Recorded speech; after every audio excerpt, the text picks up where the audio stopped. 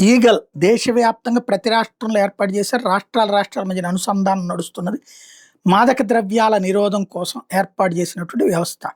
దీంట్లో ఢిల్లీ, వైజాగ్ రెండిటికి కలిపి ఈగల్ చేసిన ఆపరేషన్‌లో భారీ సక్సెస్ అయ్యారు. డ్రగ్ కస్టమర్లకి, డ్రగ్ పెడ్లర్‌లకి మధ్యన 2000కి పైగా లావాదేవీలను గుర్తించారు.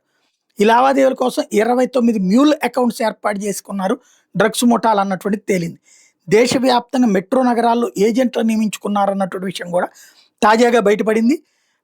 ఓవరాల్‌గా నెల రోజుల పాటు Telangana eagle, Delhi branch, crime branch పోలీసులు కలిసి చేసిన స్కెచ్ పనిచేసింది. గార్మెంట్స్, కాస్మోటిక్స్, షూస్ మధ్యలో డ్రగ్స్ పెట్టి డెలివరీ చేస్తున్నట్టు నైజీరియన్లు.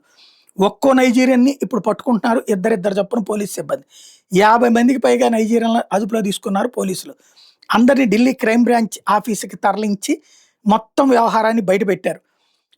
ఇందులో ఏదైతే నైజీరియన్లని ఇలాగ ఈ క్రైమ్‌లో దొరికినటువంటి నైజీరియన్లని వాళ్ళ దేశానికి తిప్పి పంపించే కార్యక్రమం దిశగా అడుగులు వేస్తున్నారు.